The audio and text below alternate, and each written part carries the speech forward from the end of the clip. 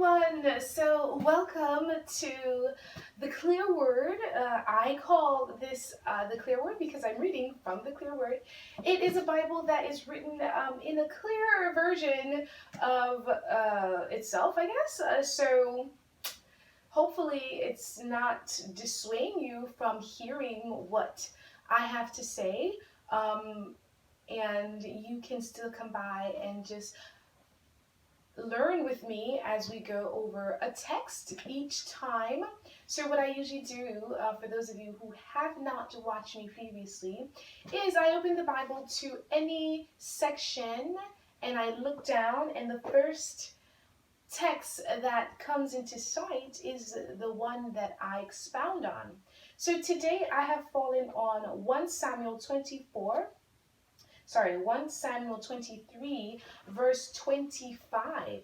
And it states, Then Saul got word, he and his men went after David. But David heard that Saul was coming, so he took his men deeper into the Moan wilderness and up on the ridges overlooking the valley of the rocks. Saul continued to pursue David. Okay, so in a text like this, which doesn't really specifically have anything that I can, a lesson to be learned, I try to read before and after it just so that we can capture the whole essence. I know what it's talking about.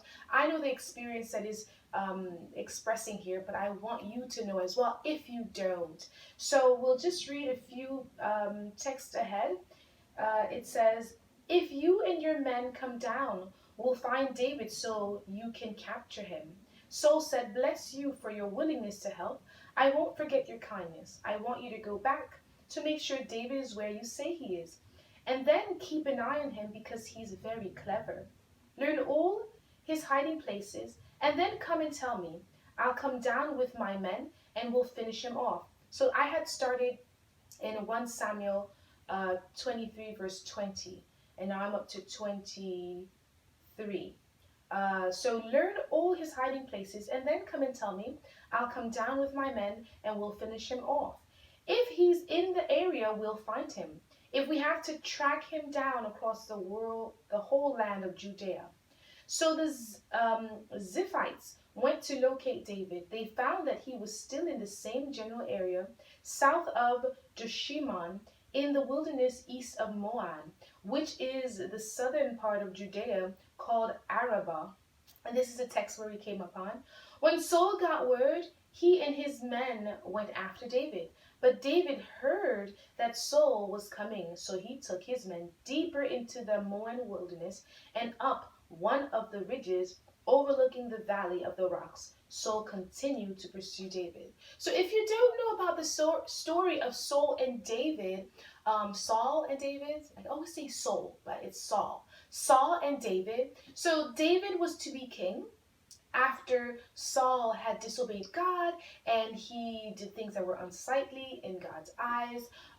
So the worst thing that he had done was when God told him to destroy a nation that they had conquered, he had decided to keep some of the sheep, the cattle, and even spared the king. And so when he went to Samuel was like, What have you done? He's like, What did I do? I didn't do anything. And Samuel was like, So what are the voices of animals that I'm hearing? And then just then the animal started to bleed and to bat, whatever, right?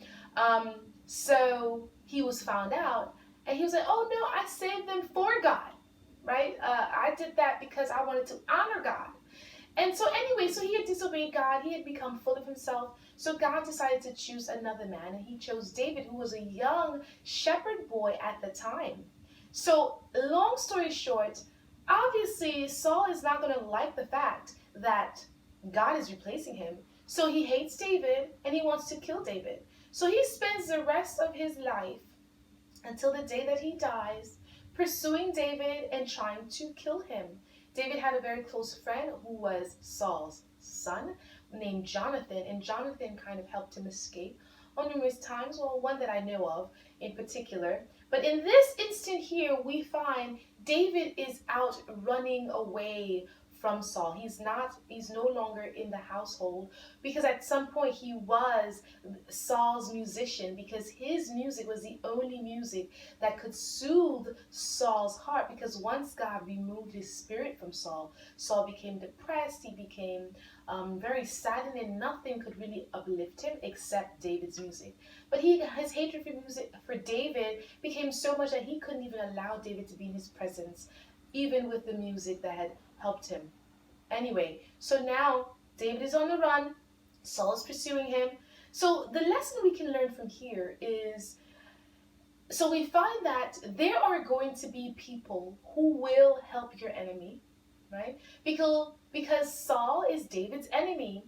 And Saul found individuals who were willing to assist him in finding David and killing him. I know these people knew the reason why Saul was after David, right? And even if they didn't, like if a king is telling you, I'm pursuing someone, I'm getting rid of him, like, really? Would you help him? Well, I'm assuming that it will be very difficult to do so, but would you be able to stand in front of a king, in front of an employer, in front of someone who at the time is trying to berate or trying to fire or trying to eliminate someone who you believe does not deserve it, right? And so this is a lesson, the present day lesson we can take from this. So you will have enemies. You will have someone who is looking to destroy you, whether it's your reputation, whether it's physically kill you, whether it's just ruining your life and discrediting you in the sight of others, right?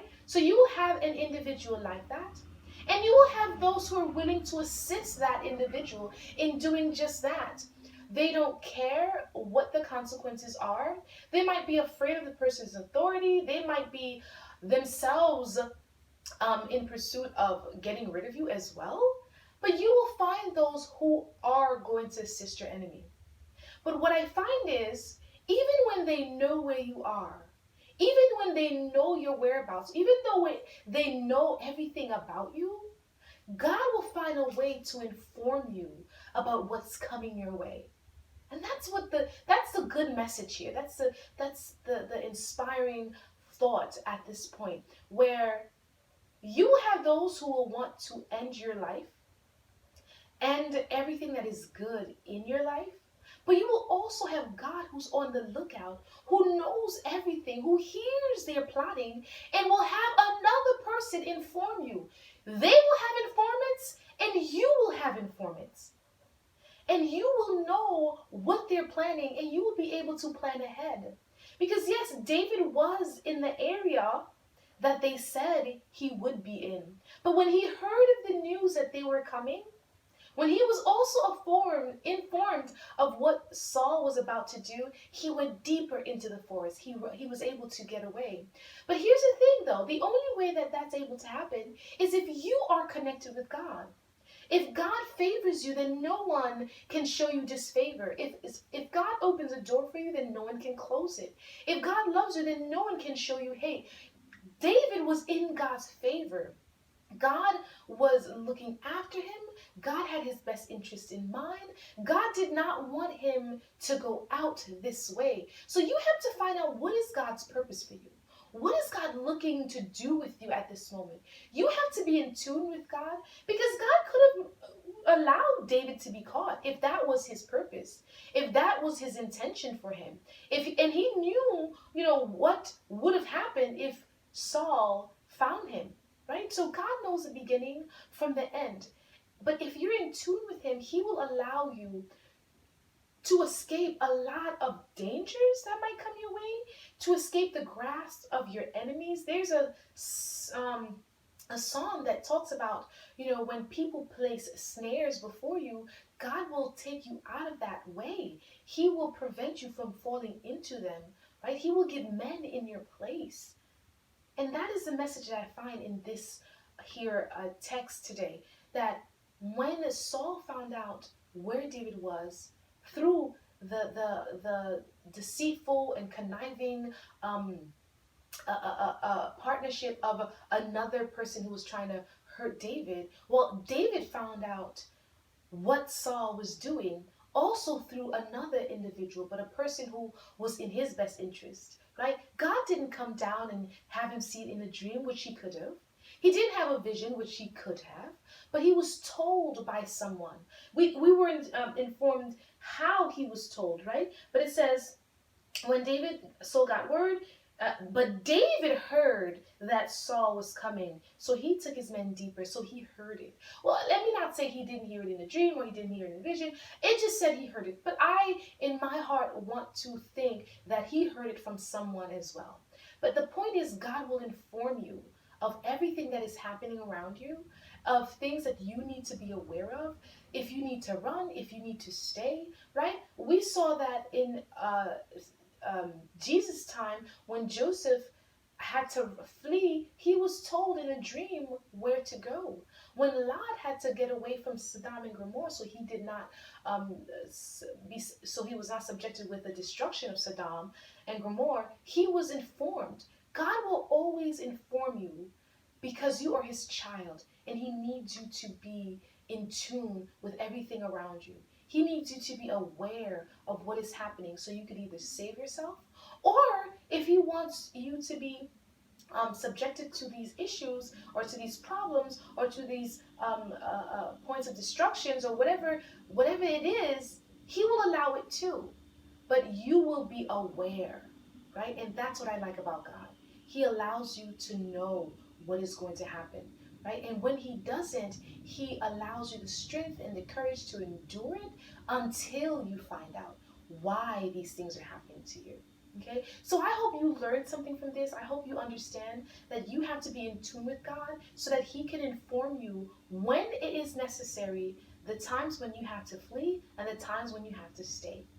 But the only way to do that is for you, again, to be in tune with God. Have a beautiful day, and I pray that you stay connected, that you are enlightened every day, that every day brings you closer to Christ. Until next time, bye.